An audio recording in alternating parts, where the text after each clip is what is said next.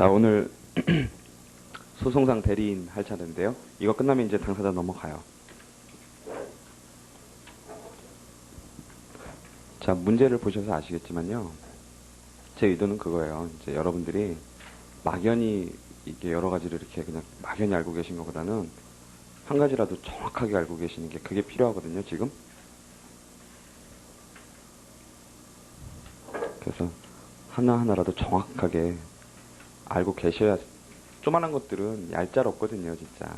큰 것들은 막 50조짜리에 뭐 돈 좀 안 주고 그냥 써라 그러는 거는 대충 어떻게 막 그려갈 수 있어요. 눈 좀 비스름하게. 근데 작게 나오는 문제들은 모르면 모르고 알면 알아요. 진짜. 그래서 점수 받든지 못 받든지 둘 중에 하나예요. 중간이 없어요.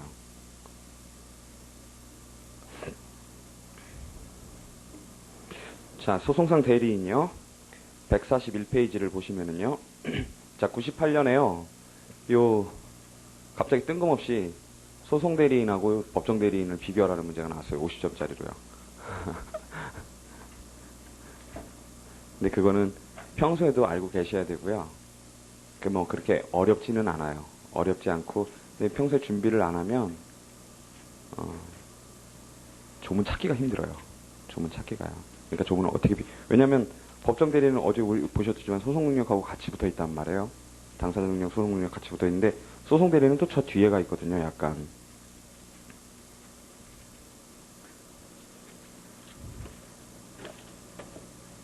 그래서 양쪽을 잘 비교를 하셔야 되고요. 자, 한번 보세요. 제1관에 이제 총설이 나와요. 총설이 나오고요. 제2관에 이제 법정 대리인이 나오고요. 전체 구조를 한번 보세요. 그 다음에 가다가, 자, 150페이지 제3관에 임의 대리인이 나오고요. 법정 대리인, 임의 대리인, 가로 열고 이제 소송 대리인 그랬죠. 그 얘기가 나오고 쭉 나간 다음에, 그 다음에 이제 무권 대리인 이렇게 나오고요. 무권 대리 안에서 쌍방 대리 얘기도 나오고요. 그러니까 소송상 취급을 먼저 얘기하고, 그 다음에 쌍방 대리도 무권 대리 속에서 다루고요.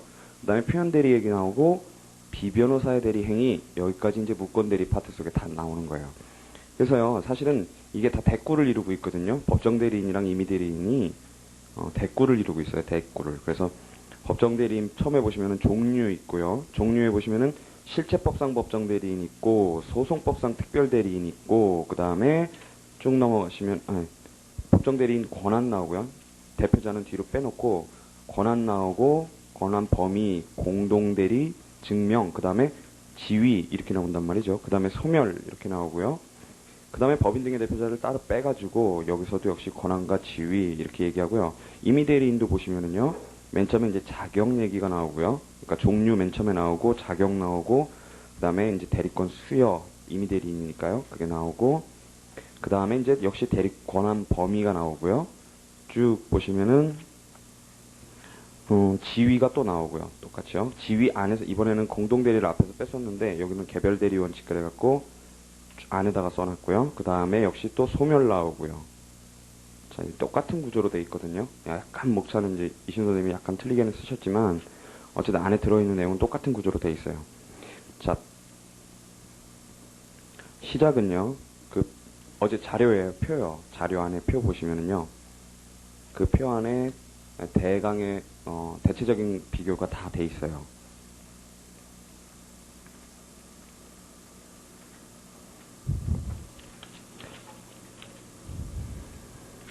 자, 소송 대리는 이제 변호사 대리 원칙을 규정한 87조부터 시작이 되는 거고, 그 다음에 이제 우리 법정 대리는 51조부터 이제 시작이 되는 거예요. 51조부터.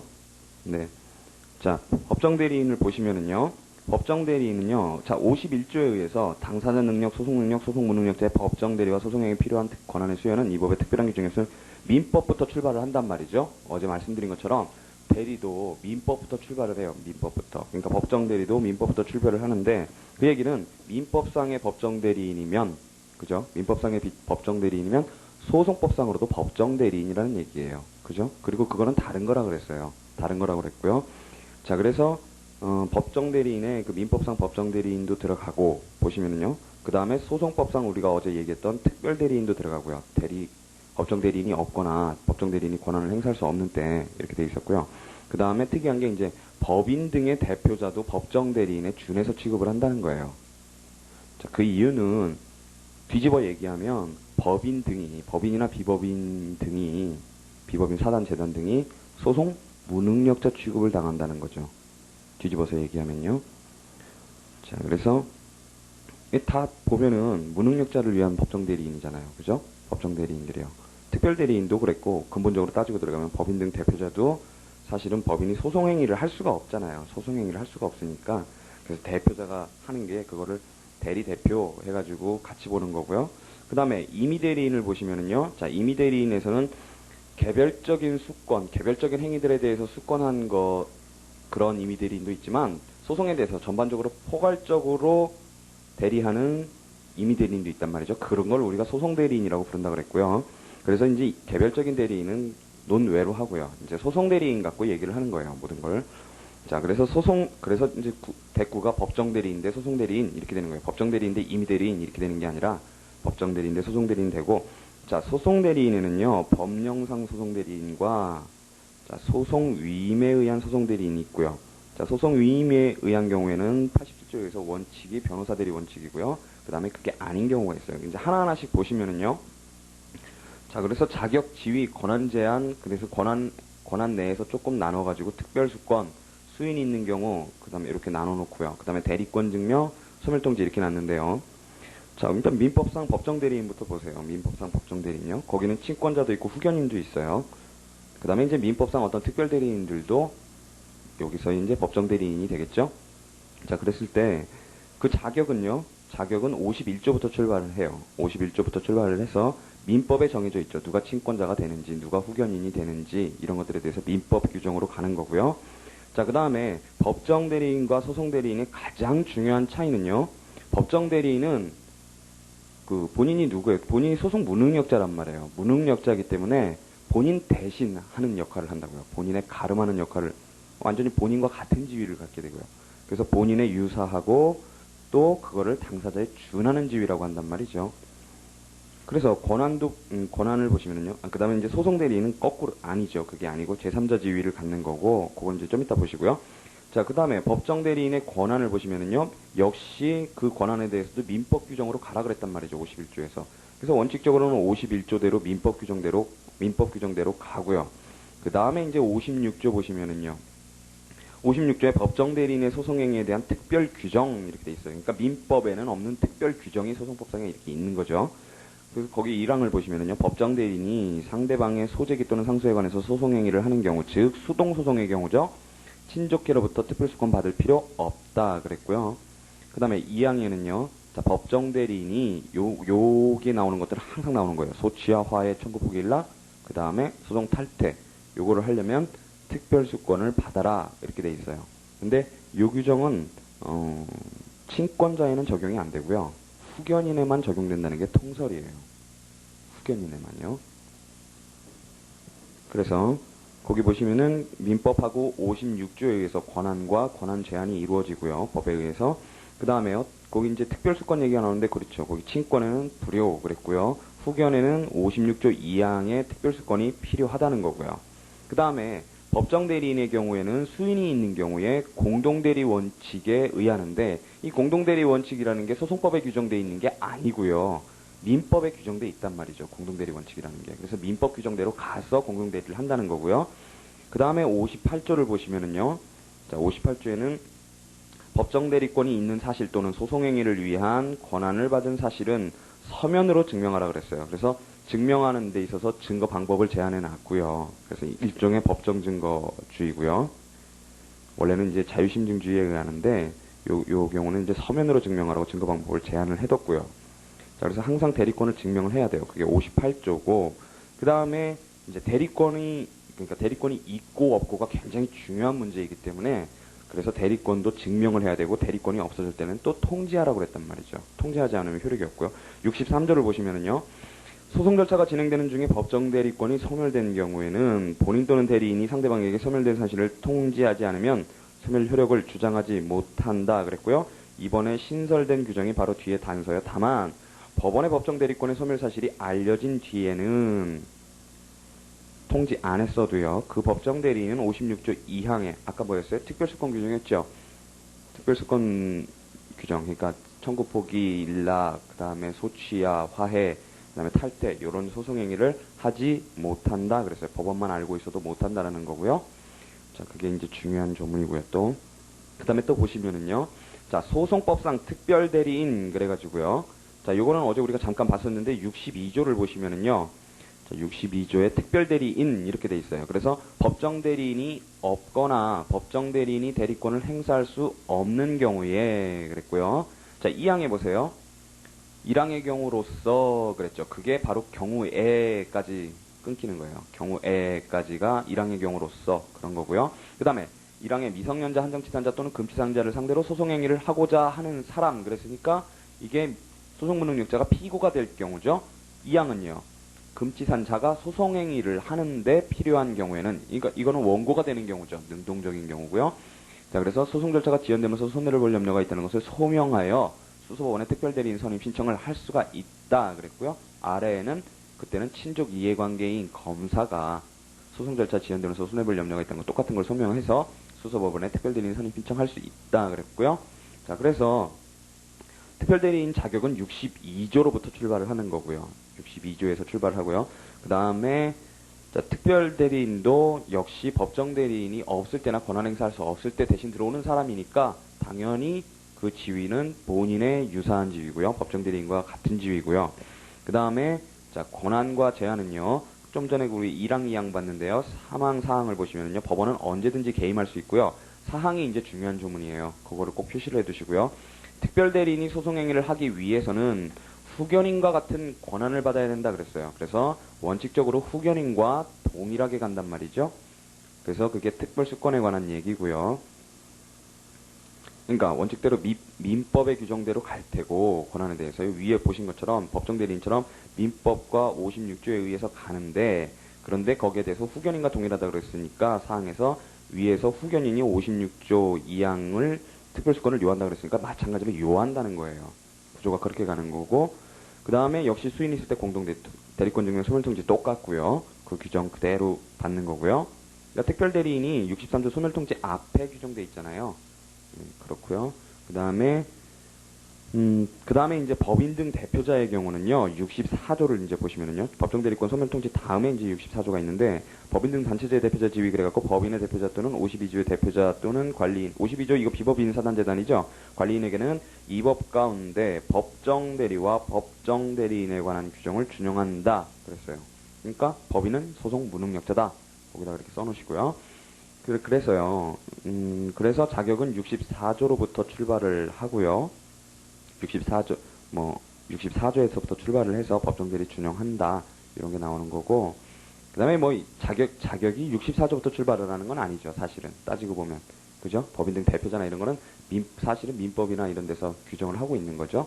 회사의 대표이사라든가 상법에서요. 아니면 민법의 법인의 이사라든가 이런 것들은 사실은 민법에 규정되어 있는데 이제 원칙 규정은 64조로부터 출발한다는 거예요. 그래서 64조에 의해서 51조 가서 내는 52조 가서 거기서 그거 타고 민법 간다는 거예요. 그 다음에 지위는 역시 본인의 유사한 지위고요. 그 다음에 권한 제한도 법정대리인 준용한다 그랬고요. 그 다음에 역시 51조를 타고 민법으로 가고요. 그 권한은 그러니까 이사의 권한이라든가 대표이사의 권한이라든가 이거 민법 상법에 다 있잖아요. 그렇죠? 그 규정대로 간다는 거예요. 그 다음에 특별수권 같은 경우는 이게 역시 실체법 규정 따라간다는 것이 실체법 규정을 따라가요. 실체법 규정을. 특별수권도요. 그 다음에 수인의 경우는 그 다음은 똑같고요. 그 다음에 소송대리인을 보시면은요. 자, 소송대리인은 법령상 소송대리인하고 그러니까 지금 법률상 소송대리인으로 바뀌었죠. 법령상 소송대리인, 법률상 소송 근데 이 표현을 아직도 계속 쓰시는 분들 많아요. 교수님들이요. 그래서 법률상 소송대리인하고 위임에 의한 경우하고 있는데 자, 법률상 소송대리인을 생각하시면 뭘 생각을 하시면 되느냐면 지배인을 생각하시면 돼요. 지배인을.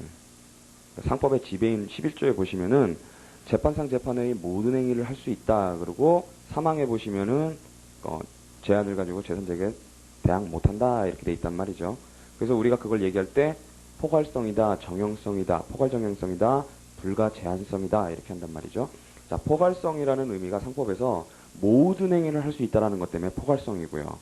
그 다음에 정형성은 왜 정형성이냐면 원래 소송 위임에 의한 경우는 대리권을 수여하는 사람의 의사에 의해서 대리권 범위가 정해져야 되는데, 그죠?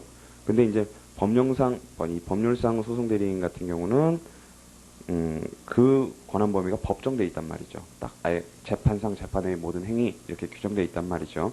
그리고 그 자격도 그 규정으로부터 출발하는 거고요.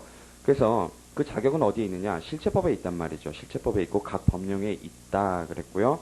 자, 법률상 소송대리는요. 소송대리 파트가 이제 87조부터 시작을 하는데요.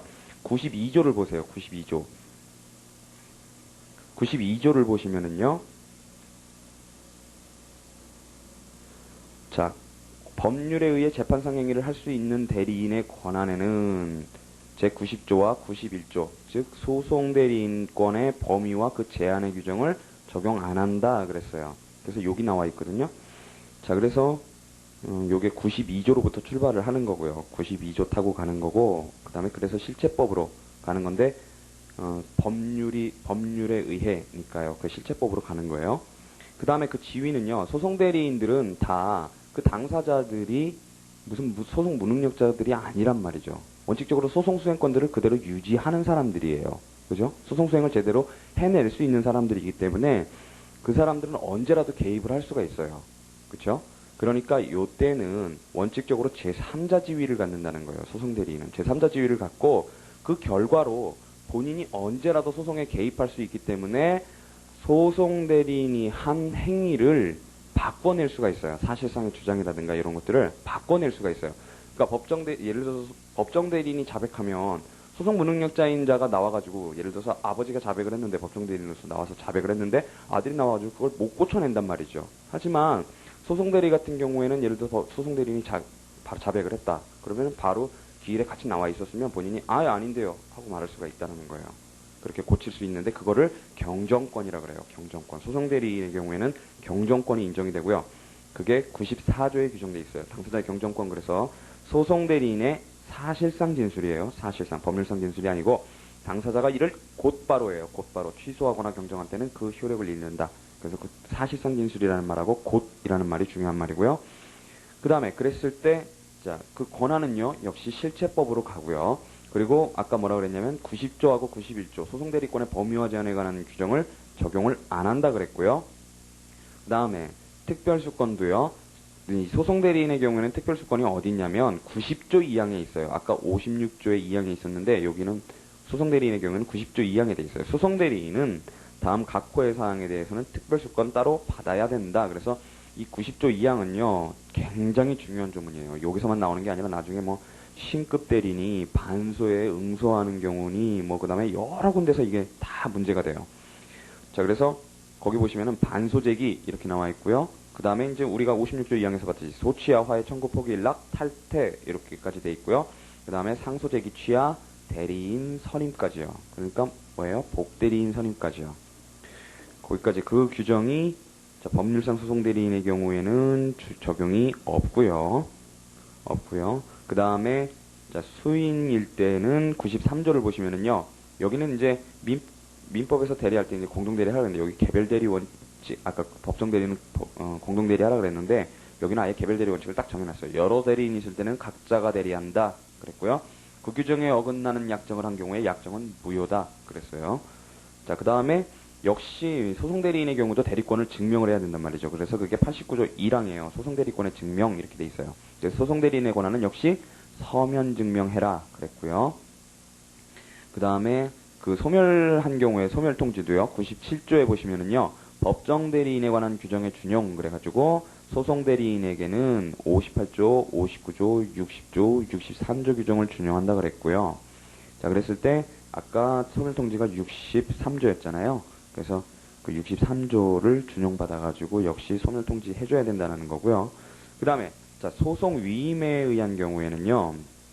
자, 87조에 보시면은요.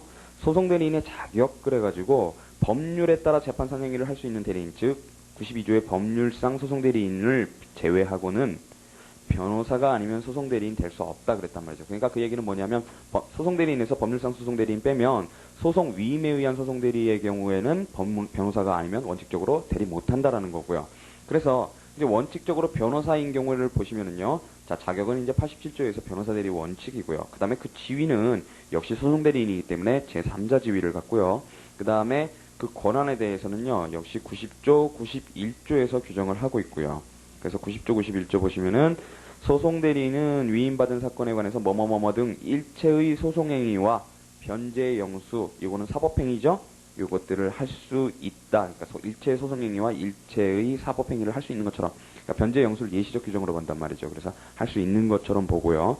그런데 그 2항에서는요, 그 특별수권 받으라 그랬고요. 그 다음에 91조에서는요, 소송 대리권은 제한 못한다 그랬어요. 근데 다만 변호사가 아닌 소송 대리인은 제한할 수 있다 그랬단 말이죠. 그래서 그 말은 뒤집으면 뭐냐면 변호사인 소송 대리인의 소송 대리권은 90조의 특별수권 제한 그거 빼고는 1항대로 일체의 소송행위에 대해서 소송 대리권을 갖고 따라서 제한 못한다 이렇게 되는 거예요. 합치면은요. 그 다음에 거기에 이제 또 90조 2항에 좀 전에 보신 것처럼 특별수권 사항이 있었고요. 90조 2항에 그건 변호사라도 못 벗어나는 거고요. 그 다음에 수인인 경우에 역시 개별 대리 원칙으로 가고 대리권 증명 수명 통지 똑같고요. 그 다음에 자 우리가 전에 본 것처럼 이 소송 대리인에도 변호사 대리 원칙에 예외가 있다 그랬어요. 예외가 있는데 그게 중액 단독, 소액 단독의 경우였죠. 중액 단독과 소액 단독의 차이는 자 5천, 2천인데 5천 이하, 2천 이하죠. 자 5천 이하의 경우에는 법원의 허가가 필요했어요. 그죠? 그 다음에 소액 단독의 경우에는 필요가 없었죠. 법원의 허가 필요 없고요. 자, 그게 이제 88조예요. 88조에 규정이 돼 있어요. 그래서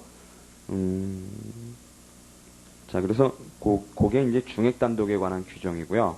그래서 거기 표를 보시면은 둘로 나눠놨잖아요. 소신법, 그 다음에 88조 규칙 이렇게 나눠놨잖아요. 그게 그러니까 소신법의 소액 단독 얘기하는 거고 밑에 거는 중액 단독에서 각자 자격을 따로 정해놨단 말이죠. 그래서 88조 보시면은요. 단독 판사가 심리 재판하는 사건 가운데 그 소송 목적의 값이 즉 속가가 일정한 금액 이하 거기다가 5천 써놓으세요. 당사자와 거기 이제 자격이 나오죠. 당사자와 밀접한 생활 관계를 맺고 있고 일정한 범위 안에 친족 관계에 있는 사람 또는 자 친족 관계요. 친족 관계. 그 다음에 당사자와 고용 계약 등으로 이렇게 했어요. 그 사건에 관한 통상 사무를 처리 보조해 오는 등 일정한 관계에 있는 사람. 그래서 요거를 구체화시킨 게 이제 규칙에 가 있는 거고요. 법원의 허가를 받은 때는 87조 적용 안 한다. 즉 소송 변호사 아니라도 괜찮다 그런 거고요. 자, 그 다음에 이게 또 소신법의 규정이 있어요. 소신법에는 한번 볼까요? 여러분들 소신법 잘 안 보시는데요.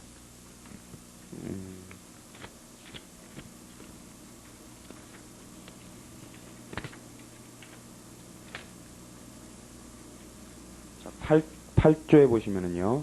1015페이지에 있어요. 법전에. 당사자의 배우자, 직계 혈족, 형제 자매 또는 호주는 법원의 허가 없이 이렇게 돼 있죠. 소송 대리인이 될 수 있다 그랬고요. 1항의 소송 대리인은 당사자와의 신분관계 및 수권관계를 서면으로 증명해야 한다. 그러나 수권관계에 대해서는 당사자가 판사의 면전에서 구술로 말을 하고 기재하면 괜찮다 그랬어요. 자, 그 규정이고요. 그게 이제 소신법 규정이고요. 그 다음에 역시 지위는 제3자 지위고요. 그 다음에 그 권한 제한에 대해서는 역시 90조와 91조로 가는데 자 91조 단세에서 제한 가능하다 그랬고요. 그 다음에 이제 특별수권 역시 90조 2항 규정 적용받고요. 그 다음에 나머지 똑같고요. 자 그래서 그렇게 되면 이제 전체가 이제 들어오는 거예요. 전체가 비교가 되고 요 틀은 머릿속에 담고 계셔야 돼요. 머릿속에 담고 계시니까 종류만 생각하시고요. 종류 생각하시고 그 다음에 제일 중요한 거는 이제 지위는 쉽잖아요. 지위는 쉽고 그 다음에 자격에 대해서는 종류만 생각하시면 금방 나오죠. 그 다음에 이제 법정 대리는 51조부터 출발한다는 것과 그 다음에 소송법상 62조 소송법상 특별대리인 규정과 64조를 기억하시면 되는 거고요. 그 다음에 법령상송 대리인도 역시 좀 전에 봤던 그 92조를 기억하시면 되는 거고요. 그 다음에 소송 위임에 가는 경우는 이제 87조부터 시작을 하는 거고요. 그 다음에 권한도 56조하고 그 다음에 90조, 91조 요거를 기억을 하시면 되고요. 그 다음에 특별수권도 56조 2항과 90조 2항을 기억하시면 되는 거고요. 그 다음에 이제 56조 2항 해석하실 때는 후견인만 적용받는다는 거.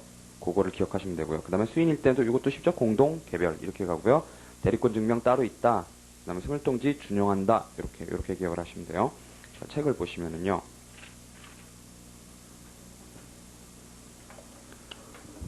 그러니까 요 표를 뜯어가지고 이렇게 여기다가 딱 붙여놓으시면 되죠. 책에다가. 이런 거 붙이시는 거 어떻게 붙이시는지 아시죠? 잘라가지고요. 왼쪽에 여백을 잠깐 그러니까 붙일 쪽에 여백을 잠깐 남기셔가지고요.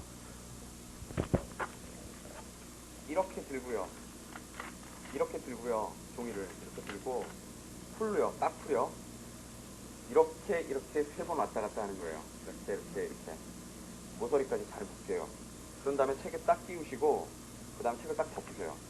그러면 붙어요. 잘 안 떨어져요. 1년 지나면 떨어져요. 그렇게 책에 붙이시면 되고요. 붙이실 때. 그래서 이거를 단면 복사한 이유가 여러분도 찢어 붙이시기 편하시라고 단면 복사한 거예요. 자, 그래서 대리인의 의의부터 가요. 의의부터요. 첫째 줄에 소송상의 대리인이라 함은 당사자의 이름으로 그랬어요. 당사자의 이름으로, 즉 자기 이름으로 하는 게 아니에요. 당사자 이름으로 소송행위를 하거나 소송행위를 받는 제3자예요. 자, 아버지 이름으로 소송행위를 하면 어떻게 돼요? 영화가 되죠, 영화. 두 줄 내려가시면은요, 대리는 자기의 의사에 기해 소송행위를 하는 사람이에요. 자기의 의사에 기해 소송행위를 하는 사람. 그 다음에요, 거기 이제 구별이 나와요. 밑에 줄에 보시면 사자, 거기다 동그라미 치워 놓으시고요. 뭐 읽으실 필요 없죠. 뭐 민법에서 다 하신 거예요. 사자. 그 다음에 그 줄 끝에요. 당사자 본인의 이름으로 소송행위를 하는 사람이에요. 그렇기 때문에 소송 담당자 밑에 줄에요. 그거와 구별되는 거고요. 그 다음에 자기 이름으로 하긴 하지만 그 소송의 효력이 다른 사람 소송의 효력에 미치는 보조 참가인 그랬어요. 보조 참가인에 박수 치시고요. 사자, 소송 담당자, 보조 참가인 그렇게 구별을 하고 있다 그러고요. 거기 작은 글씨는 맨 밑에 줄에 당사자가 소송 무능력자일 경우에는 법정 대리인에 의해 소송행위를 하지 않으면 안 된다. 그러나 예외적으로 선서, 증언, 당사자 신문 그리고 법원이 당사자 본인의 출석을 명한 때에는 대리행위가 허용 안 된다 그랬어요. 자, 소송 무능력자라도요. 소송행위를 하는 데는 지장이 있지만 증거조사의 대상이 될 때는 괜찮아요. 그러니까 당사자 본인 신문이라든가 할 때는 괜찮고 그 다음에 본인의 출석을 또 명했을 때는 직접 와서 얘기를 해야 되고요. 자, 그거를 주의를 하시고요. 자, 소송상 대리인의 종류 그래가지고 뭐 임의 대리 거기 동그라미 쳐주세요. 임의, 법정 거기만 동그라미 치시고 넘어가시면 되죠. 그러니까 본인의 의사냐 법률의 규정이냐 그랬고요. 자, 포괄적 대리인과 개별적 대리인 그랬는데요. 자, 둘째 줄에 포괄적 대리인이 원칙이지만 밑에 줄에 개별적 대리인도 있다 그랬고요. 예를 들어서 거기 보시면은 뭐 송달할 때요. 이제 교도소나 구치소나 경찰서에 잡혀 있는 사람한테 송달을 하려면 그때 이제 그 짱들이 대신 송달을 받게 돼 있단 말이에요. 나중에 이제 규정을 보시면 아시겠지만요. 그런 경우에요. 이제 군인이라든가요. 배에 있는 사람이라든가 요런 것들을 위해서 개별적 대리인도 있다는 거고 별로 그렇게 중요한 건 아니죠. 밑에 줄에 소송상의 대리인 중 포괄적 대리권을 가진 임의 대리인을 소송 대리인 그랬어요. 소송 대리인에 박수 쳐 놓으시고요. 자, 임의 대리인 중에서 포괄적 대리권이 있어야 소송 대리인이고요. 그 다음에 민법상 대리와의 차이는요. 둘째 줄에 대리권의 존재와 범위를 명확, 획일 이렇게 했어요. 명확, 획일, 대리권의 존재와 범위에 대해서요. 그렇기 때문에 점이래요. 소송상 대리권 서면 증명하라 그랬죠. 서면 증명이요. 그 다음에 대리권 소멸 통지하라 그랬죠. 그 다음에 대리권 범위도 법정에 놓고 있단 말이죠. 그 다음에 점 사이에 민법상의 표현들이도 배제된다 그랬어요. 자, 그래서 이제 법정 대리를 들어가시면은요. 자, 첫 줄에요. 법정 대리인이라 함은 거기요. 본인의 의사에 의하지 않고 거기 박스 치시고요. 대리인이 된 사람 그랬고요. 그게 밑에 줄에 법률 동그라미 그 다음에 법원 선임 동그라미요. 법원 선임 뭐 그렇게 상관없다. 법률에 의해서 됐든 선임에 의해서 됐든 상관없고 밑에 줄에요. 법원의 선임 명령을 받아서 선임된 대리인이라도 자, 이 144조 뭐 할 때 보셨던 거죠? 변론 능력하실 때 할 때 보셨던 거죠, 그죠? 진술금지 재판 받고 변호인 선임 명령 할고 요럴 때요. 그때 선임된 대리인이라도 밑에요. 임의 대리인이에요. 임의 대리인이요. 왜냐면 선임 명령을 했지 선임한 건 아니잖아요. 선임 명령을 했기 때문에 선임은 본인이 한단 말이죠. 그래서 임의 대리인이다 그랬고요. 밑에 줄에 그 제도는요, 스스로 소송 수행할 능력이 없는 자의 소송상 권익을 보호하기 위한 거라 그랬어요. 그게 무능력자, 결국은 소송 무능력자와 법인 등 단체를 얘기하는 거죠. 두 가지를 얘기하는 거예요. 자, 그래서 종류는요, 법정대리인의 실체법상, 법정대리인, 소송상, 특별대리인, 법인 등 단체자 세 가지가 있는데, 3은 나중에 설명하겠다 이랬고요. 자, 그래서 첫 번째 실체법상 법정대리인이 나온단 말이죠. 실체법상 법정대리인이면 소송법상 법정대리인이다. 그런 취지예요, 지금. 자, 그래서 첫째 줄에요. 민법 기타 법률에 의함으로 민법상 법정대리인의 지위에 있는 사람은 소송법상으로도 법정대리인 그랬고요. 자, 그래서 거기 보시면은 친권자, 후견인 그랬고요. 그 다음 밑에 줄에 또 후견인 그랬고요. 그 다음 이제 한정치산 금치산자요. 앞에 건 미성년자고요. 그 다음에 세 번째 민법상 특별대리인 이랬고요. 그러니까 민법상 특별대리인도 뭐라고요? 법정대리인이에요.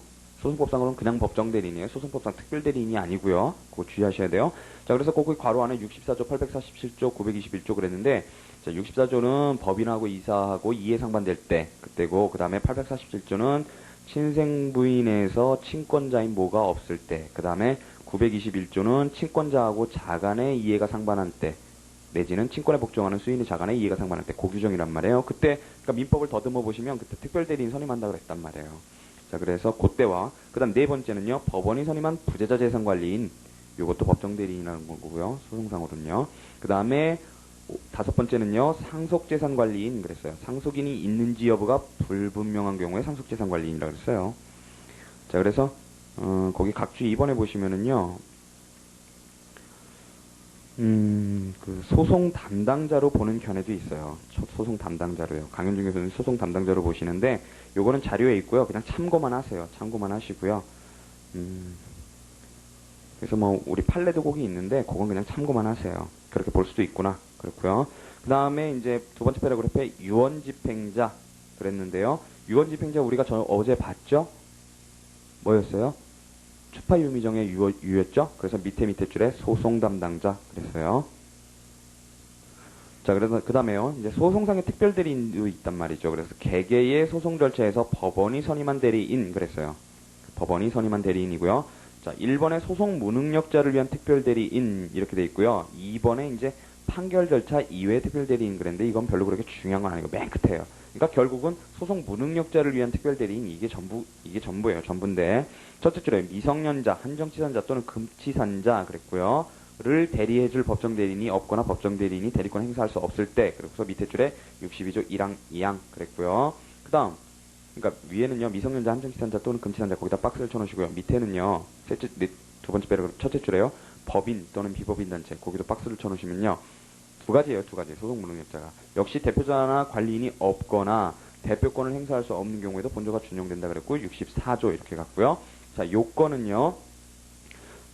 자, 첫 번째는요. 원고 피고 그 얘기예요. 원고 피고. 그러니까 아까 우리가 본 것처럼 1항에서는 소송 무능력자를 피고로 하는 경우 피고 동그라미요. 그 다음에 2항이 이제 원고가 되는 경우죠. 그래서 피고가 될 경우, 원고가 될 경우 이렇게 나와 있고요. 넷째 줄에 소재기 전, 소재기 후 이렇게 돼 있어요. 신청할 수 있는 때 소재기 전에도 할 수 있고 소재기 후라도 할 수 있다. 그러니까 그 앞에 슬래시를 딱딱 걸으시면 되겠죠. 소재기 전, 소재기 후 동그라미 치시고요. 그 다음에 자 법정대리인이 없거나 법정대리권을 행사할 수 없을 때 그랬단 말이죠. 그래서 양가로 2번에서 그거를 설명을 하고 있는데요. 자, 점 1에는 법정대리인이 없을 때 거기다 박스를 쳐놓으시고요.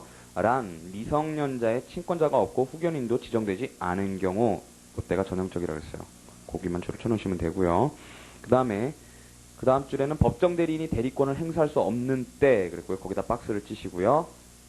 자, 거기 뭐 견해가 있으나 그랬는데 그거는 무시를 하시고요. 셋째 줄에요. 당사자의 권리 실현의 편의를 위한 제도이므로 법률상 장애 박스 치시고요. 만 아니라 사실상 장애 거기서 박스를 치시고요. 그때도 포함된다 그랬어요. 그래서 법정대리인 질병, 해외여행 이런 거고요. 자, 그 다음에 자, 세 번째는 뭐냐면 지연으로 인하여 손해를 받을 염려 그걸 소명하라 그랬는데요. 그거 박스 치시고요. 손해를 받을 염려가 있어야 한다 그랬고요. 그런 예로 셋째 줄에 가압류 가처분의 필요 급박할 때죠. 가압류해야 되는데 가처분해야 되는데 안 그러면은 자기 권리 잃을 것 같을 때 아니면 시효 중단 필요가 있을 때 거기만 줄을 쳐두시고요. 자, 그때 이제 특별대리인 선임 신청을 한다는 거예요. 즉 뭐예요? 원고 피고 제소 전후, 그 다음에 법정 대리인이 없거나 행사 불능한데 그때는 사실상 법률상, 그 다음에 지연되면 손해받을 염려에 있다는 걸 소명해라. 이렇게 네 가지 요건이요. 다 그러니까 1항서부터 쭉 규정을 갖다가 풀어 쓴 거예요. 그죠? 1항하고 2항하고요. 그 다음에 선임 및 개임 절차는요. 자, 특별대리는 신청 동그라미 치시고요. 에 의해 선임된다 그랬고요. 자, 거기다 슬래시를 딱딱 끄시면요. 그 다음에 신청권자가 나오죠. 신청권자. 거기다 박스를 치시고요. 자, 첫 번째 소송무능력자를 피고로 하여, 그 다음 점 2에 소송무능력자 측이 원고가 되어, 이렇게 해서 나눠져 있는 거고요. 그 누가 할 수 있는지는 법정 그대로 규정돼 있잖아요. 그러니까 그거는 줄을 안 치셔도 되고요. 145페이지에 보시면은요. 무능력자 본인은 될 수 없다. 그 다음에 슬래시를 딱딱 끄시면 선임청은 수소법원에 해라 그랬어요. 수소법원 박스 치시고요. 자, 밑에 줄에요. 수소법원이라 함은 본안 사건이 장래에 계속되거나 현재 계속되어 있는 법원이라 그랬어요. 이건 아까 소재기 전에 신청할 수 있다라는 것과 그대로 연결되는 거죠. 장래에 계속될 법원에도 할 수 있다라는 거고요. 그 다음에 반가로 2번에요. 자, 거기에 소명 그랬어요. 소명에 박스 쳐놓으시고요. 그 다음에 밑에 줄에요. 결정의 형식으로 하고요. 결정의 형식 박스 쳐놓으시고요. 그 다음에 그 줄에 기각 결정을 하면은요. 항고할 수 있다는데 그냥 기각 결정에 박스 쳐놓으시고 밑에 선임 결정 거기다 박스 쳐놓으시고요. 이건 뭐 항고할 수 있는지 없는지 뭐 그렇게 여기는 그렇게 중요한 거 아니고요. 그 다음에 밑에 줄에요. 자, 법원은 언제든지 직권 그랬어요. 직권 동그라미 특별대리인을 개임 동그라미요. 자, 사망에 있었던 거죠. 그러니까 이거 뭐 쓸 일도 없겠지만 쓰라고 그러면 법정 갖고 그냥 현장 조작이 가능해요. 그러니까 몇 가지 사항만 알고 계시면요. 그 다음에 권한은요. 첫째 줄에 법정 대리인과 같은 권한 그랬고요. 그 말이 가장 중요하겠죠. 그 다음에 셋째 줄에 중간에 슬래시를 딱딱 끄시고요. 그러나 그 권한은 원칙적으로 선임된 당해 소송 거기다 박스를 치시고요. 에 국한된다 그랬고요. 다만 특별대리인은 거기요. 후견인과 같은 수권 거기다 박스를 치시고요. 를 필요로 한다. 62조 사항이에요. 자, 그래서 거기 각 줄을 보시면은요. 7번에요. 판례는 그러나 특별대리인이 소를 제기하고 이를 유지하는 행위를 하면은 62조 사항에 의한 특별수권을 요하지 않는다 그랬다는 거예요. 그거만 그냥 줄을 쳐두시고요. 그 다음에 자, 판결 절차 이후의 특별대리인은요. 그 밑에 증거보전 절차, 그 다음에 상속재산에 대한 집행 절차, 그것도 줄 치시지 마세요. 증거보전 절차만 줄 쳐두세요. 증거보전 절차만요. 그럴 때 이제 또 특별대리인 선임 신청할 수 있다라는 거고요. 그건 뭐 그냥 있으나 마나 한 얘기고요. 자, 그 다음에 이제 권한은요. 자, 법정대리권의 범위는 첫째 줄 끝에 특별한 규정이 없는 한 민법 그 밖의 법률에 따른다 그랬어요. 51조요. 출발은 51조부터 해요. 항상요. 뭐든지 자격이든 권한이든 다 51조부터 출발을 하고요. 그 다음에 점 1에는 친권자 그랬고요. 거기다 동그라미 치시고요. 그 줄에 아무런 제약 없이 거기다 박스를 치시고요. 그래서 그 옆에다가 뭐라고 써놓으시느냐면요. 56조 2항 적용무 이렇게 써놓으세요. 56조 2항 적용무 그랬고요. 밑에 통설 이렇게 써놓으시고요. 즉 특별수권 필요 없다는 거죠. 특별수권이요. 자, 그 다음에 후견인 거기 동그라미 치시면은요. 자, 후견인은요. 이제 아주 여러 가지 것들이 나오는데요. 첫 번째 그 앞에 이제 동그라미 1 하시고요. 피후견인을 대리해 소송행할 때 거기 동그라미 1 하시고요. 친족회의 동의 거기 줄을 치시고요. 민법 950조 그랬어요. 자, 소송행위 할 때는 우리가 민법에서 이런 규정이 있었단 말이죠. 소송행위 할 때는 친족회 수권 받아라. 친족회 동의 받아라 그랬는데 자, 2항에 다만 하는 데가 동그라미 이 부분이에요. 그 다음에 그 얘기는 무슨 얘기냐면 둘째 줄에 수동적 응소행위 이렇게 돼 있어요. 수동적 응소행위. 그러니까 아까 우리가 56조 1항에서요. 수동소송을 하는 경우는 특별수권 필요 없다라 그랬잖아요. 그죠? 그 얘기를 뒤집으면 능동소송할 때는 능동으로 소송을 할 때는 민법 규정으로 간다는 거예요. 민법 규정으로 가서 특별수권은 얻으라 그랬잖아요. 그죠? 특별수권은 얻으라 그랬는데 우리가 그 앞에서 봤던 각조 7번은 그럴 때 특별대리인이 소재기하고 유지할 때는 사항에 의한 특별수권 필요 없다 그랬던 거예요. 자, 그 다음에요. 그래서 수동적 응소행위를 하면은 친족회로부터 특별한 권한을 받을 필요가 없다 그랬고요. 그 다음에 이제 동그라미 3이 나오는데요. 자, 그 다음에 밑에 줄에 소, 상소 취하, 화해, 청구 포기 일락 또는 소송 탈퇴 거기다 박스를 치시고요. 하면은 친족회로부터 특별한 권한을 받아야 한다 그랬고요. 그게 56조 2항이었죠. 그게 이제 친권자하고 다른 점이었고요. 그래서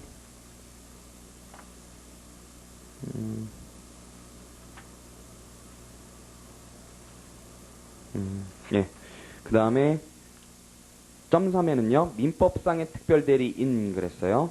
그 줄에 일체의 소송행위 그랬어요. 그러니까 뭐하고 같다고요? 친권자하고 같아요. 민법상 특별대리인, 그때는 일체 소송행위 친권자하고 같고, 그 다음에 점 4에 무능력자를 위한 특별대리인, 그거는요, 후견인에 준한다 그랬어요. 후견인에 준.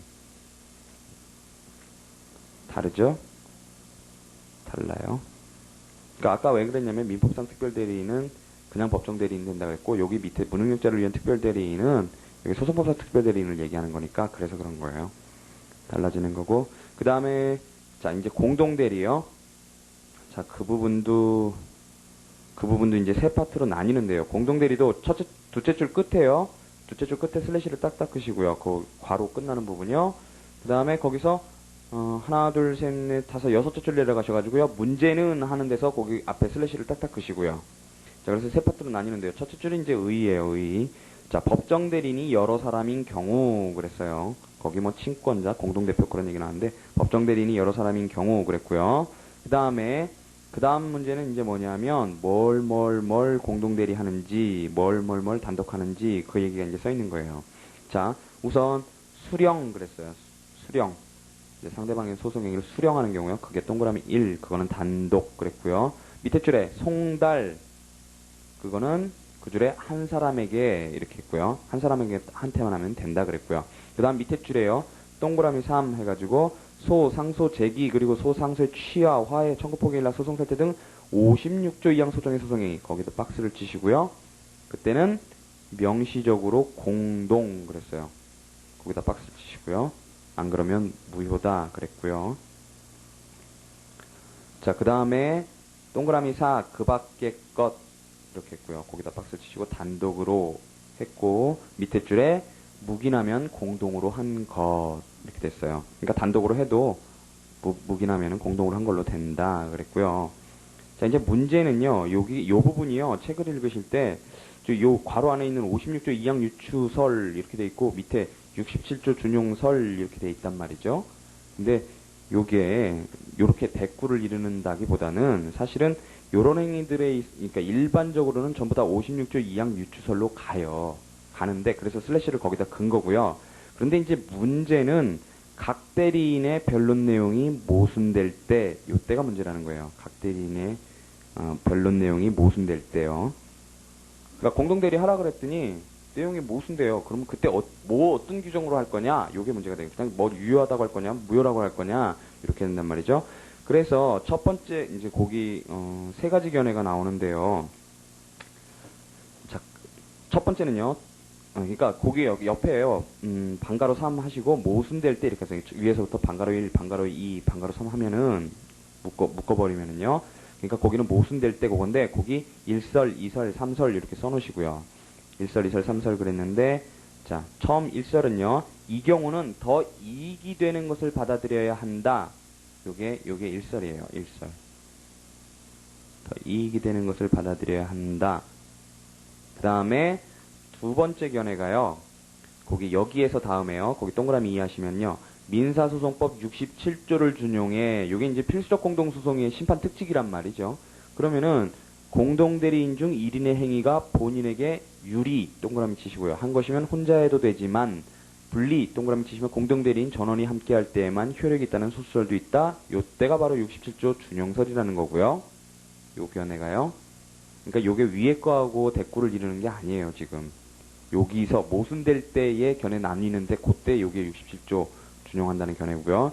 그 다음에 거기에 대한 비판은 대리에 관한 문제이므로 공동소송에 관한 규정보다 대리 규정인 56조 2항을 적용하는 게 옳다 그랬어요. 그러니까 일반론으로 그대로 간다는 거예요. 56조 2항대로 위에서 했던 얘기대로 그대로 간다는 거고요. 그게 1설의 내용이에요. 1설이. 그러니까 1설이 그러니까 1설도 결국 56조 2항 유추설이긴 한데 그러니까 위에 거는 견해 대립이 없는 부분이고 아래 거는 견해 대립이 있는 부분이라는 거예요. 자, 그 다음에 삼설은 어디 있냐면요. 우리 각주에 있어요. 각주에. 자, 각주에 보시면은 3번에요. 유효인 대리행위가 아니다. 그러니까 그 대리행위 자체를 무효로 보겠다. 요게 무효설이죠. 무효설. 그게 송상인 교수님이요. 그게 삼설이고요. 그래서 그 뭐라고 그러셨냐면 책에요. 이제 송상인 교수님 책 찾아보니까 공동대표를 해야 할 경우에 여러 대표자의 행위, 예컨대 변론 내용 등이 모순되면 유효한 대리행위가 있다고 볼 수 없다. 이렇게 써놓으셨단 말이죠. 그러니까 요 말 그대로예요. 유효인 대리가 아니다. 라는 거고요. 자, 그게 이제 지금 법정 대리인이 공동으로 대리하는데 서로 내용이 모순될 때 얘기예요. 한 사람은 자백하고, 한 사람은 부인하고, 이런 식으로요. 그때 얘기예요. 그때 얘기. 자, 그 다음에 대리권 증명 이렇게 나와요. 대리권 증명은, 자, 법정 대리권이 있는 사실, 그 다음에 또는 법정 대리인이 소송행위를 위한 권한을 받은 사실, 그러니까 특별수권 받은 사실이요. 그거는 서면 증명 이랬어요. 서면 증명. 이게 서면 증명의 원칙이고요. 거기만 줄을 쳐주시면 되고요. 그 다음에 법정 대리인의 지위가 나오는데요. 그 옆에 당사자 준하는 지위 이렇게 하시고요. 당사자 준하는 지위 not 제3자 이렇게 해놓으세요. not 제3자. 자, 그래서 첫째 세 줄에는요. 당사자와 차이가 나오고요. 그 다음에 거기서 세 줄 중간에 슬래시를 딱딱 끄시면요. 그러나부터 밑에까지 전부가 당사자와 유사한 지위가 나오는 거예요. 첫 번째는 당사자와 차이가 나오는 거고요. 그래서요.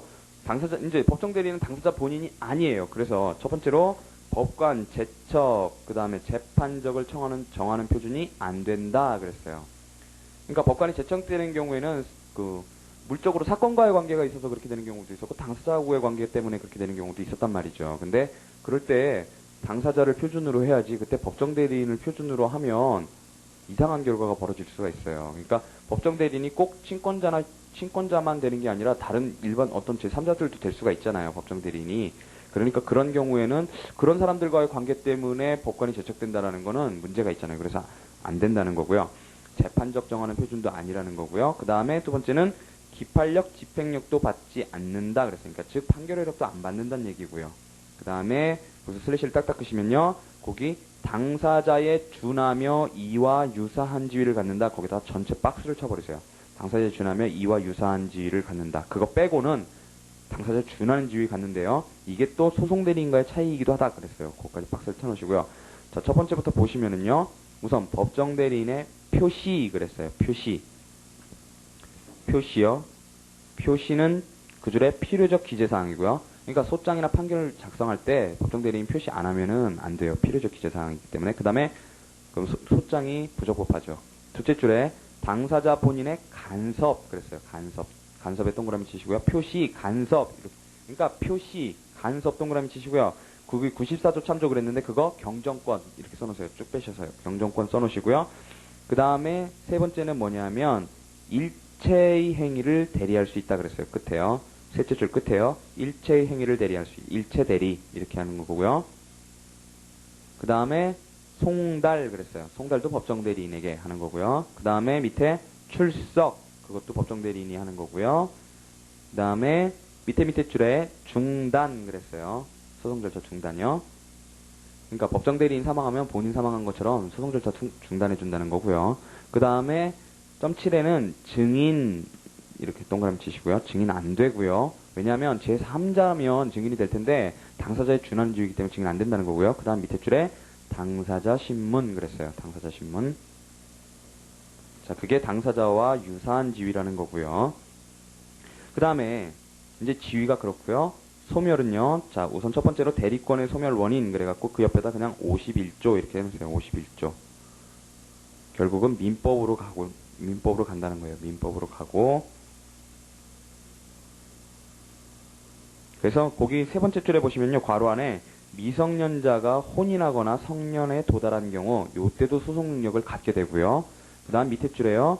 신권을 상실, 후견인 사임, 해임, 소송상 특별대리인 해임 등 여기도요. 그게 이제 법정 대리권 소멸 원인이 된다는 거고요. 그 다음에 양가로 2번 옆에는요. 이제 소멸 통지예요. 소멸 통지. 여기가 이제 조금 중요하고요. 자, 그래서 여기도 파트가 세 파트로 나뉘는데요. 이제 패러그래프별로 나뉘는 거예요. 우선 첫 번째 패러그래프에는 이제 63조 1항 본문이 나오는 거예요. 그래서 첫째 줄에요. 법정 대리권 소멸은 아까 통지하라 그랬어요. 본인 또는 대리인이 상대방에게 통지 안 하면 효력 없다 그랬고요. 그 줄에 대리권의 소멸 통지가 도달할 때 거기다 박스를 치시고요. 도달할 때까지는 밑에 줄에 구대리인 박스 치시면요. 구대리인이 그때까지 한 행위는요. 소멸했다고 하더라도 무효로 되지 않는다 그랬어요. 무효로 안 된다. 그래서 상대방이 그 줄에 알든 모르든 그 줄에 과실이 있든 없든 유효하다 그랬고요. 그 밑에 그 취지는요. 절차 안정과 명확 획일적 처리 요거를 목적으로 하는 거기 때문이라는 거고요. 그 다음에 넘어가시면은요. 두 번째 패러그래프에 이제 63조 1항의 단서에 관한 얘기가 나오는 거예요. 63조 1항 단서요. 자, 그래서 첫째 줄에요. 63조 규정은 법인 등 단체의 대표자, 거기다 박스를 치시고요. 에게도 준용되므로 그랬었단 말이죠. 그 다음에 이제 세 줄 내려가시면 대법원 전원합의체 판결이었다 그랬단 말이죠. 그러니까 이건 뭐였냐면요. 우리가 아까 63조 1항의 단서가 신설됐다 그랬어요. 법원의 법정대리권의 소멸사실이 알려진 뒤에는 법정대리인은 특별수권사항은 소송행위를 하지 못한다 그랬단 말이죠. 근데 예전에는 이 규정이 없었기 때문에 소멸사실을 법원이 알고 있음에도 불구하고 통지하기 전까지는 소멸 주장 못하잖아요. 소멸사실을 주장 못한단 말이죠. 그러니까 전에는 거기 한번 보세요. 줄지시를 마시고요. 그 첫째 줄 끝에 보세요. 갑 회사의 대표이사 A가 회사를 대표하여 을 상대로 소송을 제기했는데 소송 개수 중 대표이사가 A에서 B로 교체되었다고 하여도 이를 을에게 통지하지 않은 동안은 법원에 알려지지 않던 구대표자 A에 의한 소취가 유효하다. 이게 옛날에 전원합의체 판결했단 말이죠. 그러니까 배신 때릴 수가 있는 거예요. 자기가 A가 이제 B로 자기는 이제 해임되고요.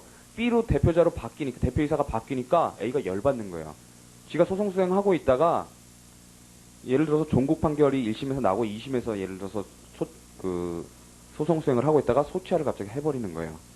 그러면 나중에 재소금지 받아가지고 다시 소 못하잖아요. 그렇죠? 당사자 못한단 말이에요. 그러니까 그런 문제들이 있었기 때문에 자 그게 대법원 전원합의체 판결이었다 다음에 밑에 줄 보시면은요. 당사자 본인에게 너무 가혹하다는 문제점이 있었다 그렇다는 거예요. 그래서 63조 1항에 신설한 취지가 거기 나오는 거예요. 그래서 신법은 거기 법원의 법정대리권의 소멸사실이 알려진 뒤에는 상대방에게 통지 전이라도 예외적으로 56조 2항에 있는 아주 중요한 행위들, 그죠? 당사자의 행위에 의해서 소송이 종료되는 행태들이에요. 소치야, 화해, 청구포기 일락, 그 다음에 독립당사자 참가에서의 탈퇴, 이것도 이제 종료 비스름 한 거죠. 행위를 할 수 없도록 하였다. 그래서 63조 1항 단서라는 거고요. 그러니까 요것도 어떻게 하면 케이스 논점으로 딱 내기 또 좋아요. 요것들을. 그러니까 소멸되었다. 그래 놓고서 상대방에게 통지 안 하는 동안 어떤 행위를 했을 때 그 행위 유효냐 무효냐 이렇게 할 수 있단 말이죠. 자, 그 다음에요.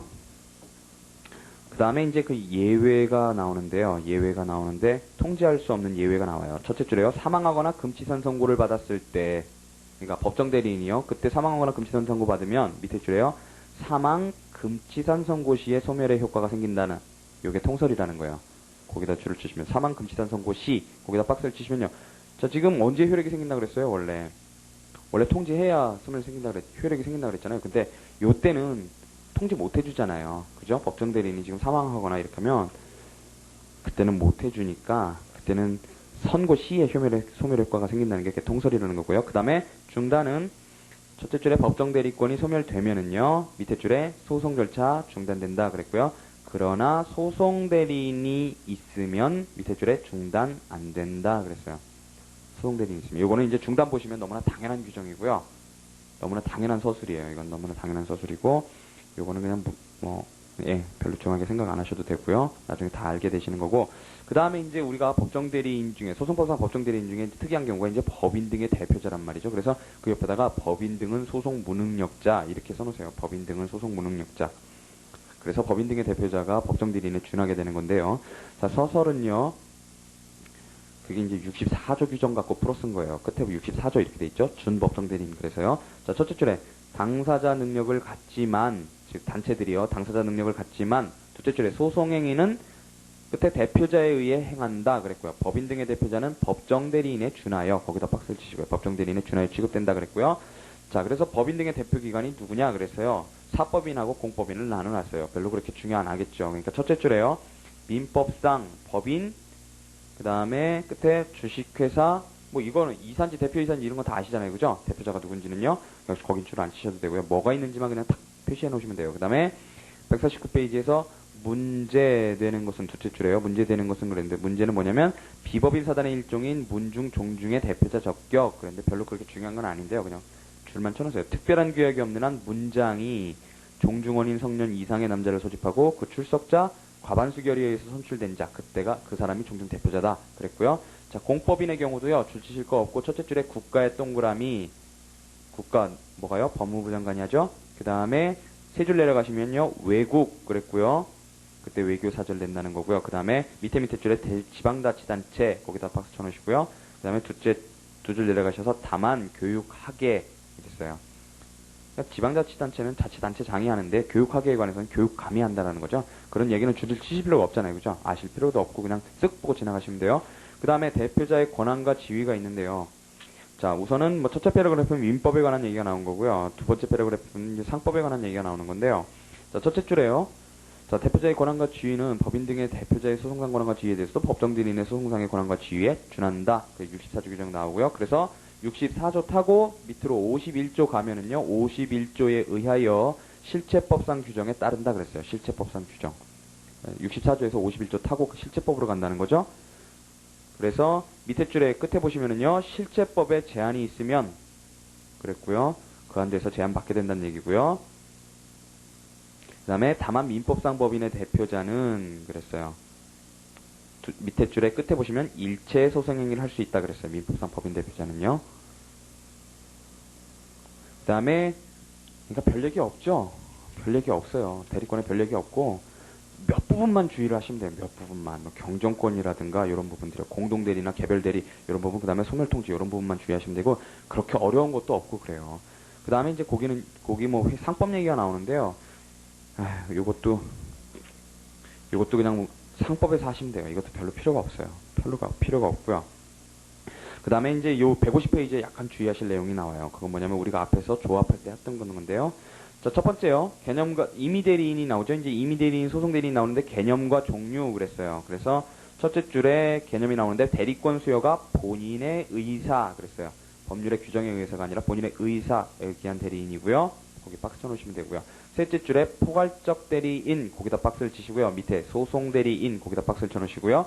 자, 그랬을 때 양가로 1에 이제 법률상 소송 대리인이 나오고 양가로 2에 소송 위임에 의한 소송 대리인이 나오죠. 그래서 법률상 소송 대리인의 개념이 뭐냐 그랬더니 첫째 줄에 법률에 따라 본인을 위해 일정한 범위의 업무에 관하여 재판상의 행위 그랬어요. 법률에 의해서 본인을 위해 일정한 범위의 업무에 관해서만 재판상 행위를 행할 수 있는 것으로 인정된 자 그랬고요. 그 밑에 줄에 지배인 동그라미, 그 다음에 선장 동그라미 그 정도만 줄을 쳐놓으시면 되고요. 그 다음에 그 다음 줄에 이제 끝에 보시면은요. 민법상 조합의 업무집행조합원이 법률상의 소송대리인인가 그랬어요. 거기가 문제 표시하시고요.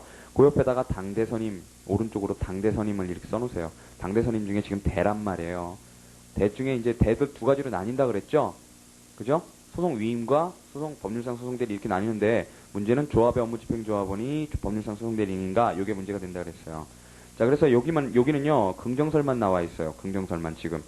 그래서 그게 그 세 줄을 묶으시면 나머지 세 줄을 묶으시면 그게 긍정설이거든요. 우리 민법 제 709조는 그에게 업무집행 대리권 거기다 박스를 치시고요. 있는 것으로 추정 거기다 박스를 치시고요. 하는 바이고 그러니까 업무집행 대리권 추정한단 말이죠. 그 범위는 업무에 관한 포괄적 대리자 거기다 박스를 치시고요. 일 수밖에 없으니까 이 역시 법률상 소송대리인으로 봐야 한다. 요게 긍정설이고 요게 다수설인데요.